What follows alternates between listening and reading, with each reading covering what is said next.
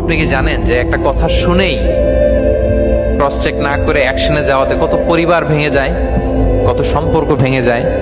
আমাদের মধ্যে এই প্রবণতা আছে। আপনার ছেলের ব্যাপারে একজন একটা কথা বললো, এসে ছেলের মারপিট, জিজ্ঞেস করেন না এটা।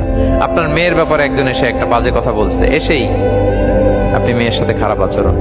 আপনার ওয়াইফের ব্যাপারে একজন বললো আর কি, যে ভাই আপনি এখানে, ভাবিকে তো দেখলাম ওইখানে আরেকজনের সাথে, আপনি এসেই আপনার স্ত্রীর উপর চড়াও অথবা গায়ে হাত তুললেন।